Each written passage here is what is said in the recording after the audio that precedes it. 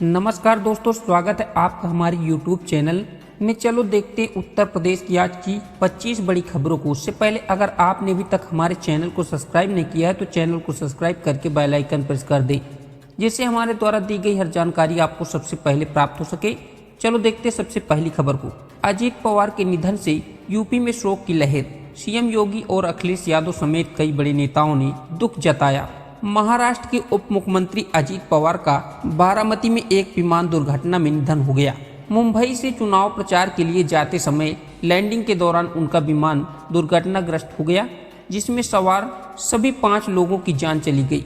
उत्तर प्रदेश के मुख्यमंत्री योगी आदित्यनाथ, उप मुख्यमंत्री ब्रजेश पाठक और केशव मौर्य, अखिलेश यादव सहित कई नेता इस हृदय विदारक घटना पर गहरा शोक व्यक्त किया है। वहीं अगली खबर, योगी सरकार की मुख्यमंत्री कृषक दुर्घटना कल्याण योजना पूरी तरह से होगी डिजिटल।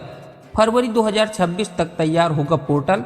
उत्तर प्रदेश के मुख्यमंत्री कृषक दुर्घटना कल्याण योजना अब पूरी तरह से डिजिटल होगी। फरवरी 2026 तक पोर्टल तैयार हो जाएगा, जिससे किसान घर बैठे आवेदन कर सकेंगे और सहायता की राशि सीधे खाते में मिलेगी। इस योजना में अब तक 1.08 लाख से अधिक किसान परिवारों को आर्थिक सहायता प्राप्त हो चुकी है, जिससे पारदर्शिता बढ़ेगी और भ्रष्टाचार कम होगा। वहीं अगली खबर है, राहुल गांधी के खिलाफ ब्रिटिश नागरिकता को लेकर दायर याचिका खारिज। 8 दिन तक चली सुनवाई। राहुल गांधी के खिलाफ ब्रिटिश नागरिकता को लेकर दायर याचिका लखनऊ के MP MLC कोर्ट में खारिज कर दी है। भाजपा सदस्य एस विघ्नेश शिशिर द्वारा दायर की गई इस याचिका पर 8 दिनों तक सुनवाई चली। याचिका में राहुल गांधी की ब्रिटिश नागरिकता के संबंध में गंभीर धाराओं का मुकदमा दर्ज करने की मांग की गई थी, जिसे कोर्ट ने अस्वीकार कर दिया है। वहीं अगली खबर है, वर्तमान सरकार में अपराध चरम पर है, अपराधी उड़ा रहे हैं कानून व्यवस्था की धज्जियां। स्वामी प्रसाद मौर्य का भड़काऊ भाषण। स्वामी प्रसाद मौर्य ने चुनार के चेराकेपुरा गांव के दौरा किया, जहां हिंसक मामले में रविचंद्र मौर्य की हत्या हुई थी। उन्होंने पीड़ित परिवार से मिलकर ढांढस बंधाया और प्रदेश सरकार पर कानून व्यवस्था बिगड़ने का आरोप लगाया। मौर्य ने कहा कि दलितों और पिछड़ों का उत्पीड़न चरम पर है और पुलिस मामले की लीपापोती कर रही है। उन्होंने इस पर जांच और दोषियों की कार्रवाई की मांग की है। वहीं अगली खबर है, यूपी के गन्ना किसानों की चमकेगी किस्मत। एक्स्ट्रा कमाई के लिए सरकार फ्री दे रही है ये मिनी किट। शामली कृषि विभाग ने उड़द और मूंग दाल की सहफसली खेती को बढ़ावा देने का लक्ष्य रखा है। गन्ना किसानों को निःशुल्क बीज मिनी किट मिलेगी, जिससे उनकी आय बढ़ेगी। 2026 तक उड़द और मूंग का रकबा 762 हेक्टेयर बढ़ाने का लक्ष्य है। किसान कृषि दर्शन 2 पोर्टल पर पंजीकरण कर ऑनलाइन लॉटरी से बीज प्राप्त कर सकते हैं। वहीं अगली खबर है, उत्तर प्रदेश में रोजगार की नई राह। होम स्टे योजना से खुले आय के द्वार, ऐसे ले लाइसेंस। चित्रकूट के उत्तर प्रदेश में बेड एंड ब्रेकफास्ट नीति 2025 स्थानीय लोगों के लिए रोजगार और आय के नए अवसर खोल रही है।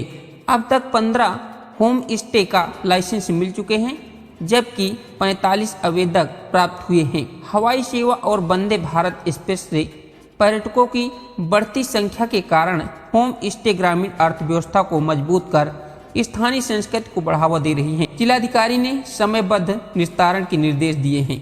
वहीं अगली खबर है, यूजीसी नया बिल के विरोध में प्रदर्शन। काला कानून बताते हुए ब्राह्मण समाज ने 7 व्यापारी वकील भी सड़कों पर उतरे। फतेहपुर में युवा अधिवक्ताओं, जिला बार एसोसिएशन और व्यापारियों ने यूजीसी के नए नियमों के खिलाफ जोरदार प्रदर्शन किया। उन्होंने इन नियमों को काला कानून बताते हुए समाज के भेदभाव बढ़ाने वाला बताया है। प्रदर्शनकारियों ने नारेबाजी करते हुए पटेल नगर चौराहे तक मार्च किया और डीएम एसडीएम के माध्यम से राज्यपाल व प्रधानमंत्री को ज्ञापन सौंपकर यूजीसी बिल वापस लेने की मांग की है। खागा में भी व्यापारियों और अधिवक्ताओं ने राष्ट्रपति को ज्ञापन भेजा है। वहीं अगली खबर है, यूपी में स्वास्थ्य सेवाओं पर लगातार उठ रहे सवाल। कानपुर में कई वार्ड में कुत्ता तो कहीं डांस का वीडियो हो रहा है वायरल। कानपुर में स्वास्थ्य सेवाओं पर लगातार सवाल उठ रहे हैं। लाला लाजपत राय अस्पताल के जच्चा बच्चा वार्ड में कुत्ते घूमने का मामला अभी शांत नहीं हुआ है। किडफ्रिन अस्पताल का एक वीडियो वायरल हो गया है। इसमें नर्सिंग स्टाफ और अन्य कर्मचारी फिल्मी गाने पर डांस करते दिख रहे हैं। इस घटना से मरीजों के इलाज के बजाय अस्पताल की व्यवस्था पर सवाल उठने लगे हैं। सीएमओ ने जांच के आदेश दिए हैं। वहीं अगली खबर है, गोरखपुर में रिफाइंड तेल से भरा ट्रक पलटा, 24 लाख का तेल गायब, गबन की हुई आशंका। गोरखपुर में कारोबार में नेपाल से जयपुर जा रहा रिफाइंड तेल का एक ट्रक संदिग्ध परिस्थितियों में पलट गया। हादसे के बाद मौके से 1118 टीन तेल जिसकी कीमत 24 लाख रुपए है गायब मिले। चालक हरदम सिंह फरार हो गया। ट्रांसपोर्टर ने चालक और वाहन मालिक पर मिली भगत का गबन का आरोप लगाया है। पुलिस ने मामला दर्ज कर जांच शुरू कर दी है, जिसमें व्यापारिक जगत में हड़कंप मच गया है। वहीं अगली खबर है, अभिमुक्तेश्वरानंद के मेला छोड़ने पर अखिलेश यादव का रिएक्शन, बोले भाजपा ने तोड़ी सनातनी परंपरा। स्वामी अभिमुक्तेश्वरानंद सरस्वती ने प्रयागराज के माघ मेले 2026 में अपना विरोध समाप्त कर दिया है और पवित्र संगम स्नान किए बिना काशी लौट गए हैं। उन्होंने अपने अपमान पर गहरा दुख व्यक्त किया है।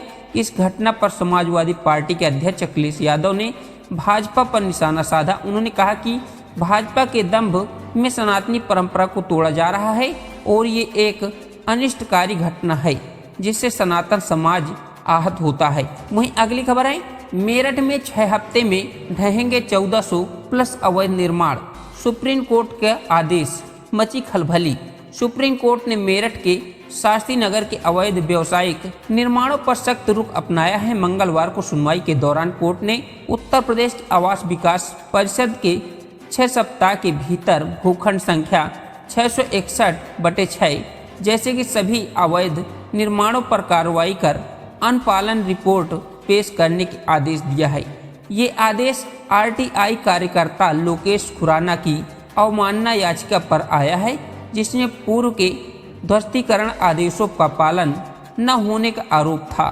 कोर्ट ने दोषी अधिकारियों पर कार्रवाई की भी जानकारी मांगी है। वहीं अगली खबर है, पूर्व आईपीएस की पत्नी नूतन ठाकुर ने अग्रिम जमानत के लिए दी अर्जी। अदालत ने सुनवाई के लिए 3 फरवरी की तिथि की तय। पूर्व आईपीएस अमिताभ ठाकुर की पत्नी नूतन ठाकुर ने वाराणसी कोर्ट में अग्रिम जमानत याचिका दायर की है। ये याचिका चौक थाने के दर्ज एक मामले के संबंध में है, जिसमें उन पर और उनके पति पर सोशल मीडिया पर भ्रामक वीडियो पोस्ट करने का आरोप है। अदालत ने सुनवाई के लिए 3 फरवरी 2026 की तारीख तय की है। उनके पति अमिताभ ठाकुर को इसी मामले में पहले ही जमानत मिल चुकी है। वहीं अगली खबर है, पार्ट टाइम जॉब का ऑफर मिले तो हो जाएं सावधान, हो सकते हैं साइबर ठगी के शिकार, ऐसे करें अपना बचाव। प्रयागराज में पार्ट टाइम नौकरी के नाम पर ऑनलाइन ठगी के मामले बढ़ रहे हैं। साइबर अपराधी घर बैठे कमाई का लालच देकर लोगों को फंसा रहे हैं, जिससे सत्येंद्र कुमार और रजनीश जैसे कई युवा शिकार हो चुके हैं। पुलिस लोगों के अज्ञात लिंक पर क्लिक न करने व वेबसाइटों की पड़ताल करने की सलाह दे रही है। ठगी होने पर तुरंत 1930 पर शिकायत करने को कहा है। वहीं अगली खबर है, फर्जीवाड़े का द एंड, 1 फरवरी से जमीन रजिस्ट्री के नियमों में हो रहा बदलाव, सरकार ने कर ली तैयारी। उत्तर प्रदेश में जमीनों की रजिस्ट्री में धोखाधड़ी रोकने के लिए 1 फरवरी से नई व्यवस्था लागू होने जा रही है। अब बिना आधार की किसी भी जमीन की रजिस्ट्री नहीं हो पाएगी। क्रेता विक्रेता गवाहों का बायोमेट्रिक सत्यापन अनिवार्य होगा, जिससे फर्जी पहचान पत्रों के आधार पर होने वाले फर्जीवाड़े की पूरी तरह से अंकुश लगेगा। मुख्यमंत्री योगी आदित्यनाथ ने निर्देश पर यह कदम उठाया है। वहीं अगली खबर है, कैंसर और रोबोटिक सर्जरी के विस्तरीय तकनीकें अब यूपी में होंगी विकसित, 2900 युवाओं को मिलेगी नौकरी।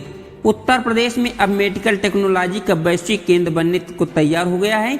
इन्वेस्ट यूपी और वीडा के प्रयासों से शुक्र फार्मास्यूटिकल्स को मेडिकल डिवाइसेज पार्क में 10 एकड़ भूमि मिली है। 587 करोड़ के इस निवेश से 2900 रोजगार सृजित होंगे।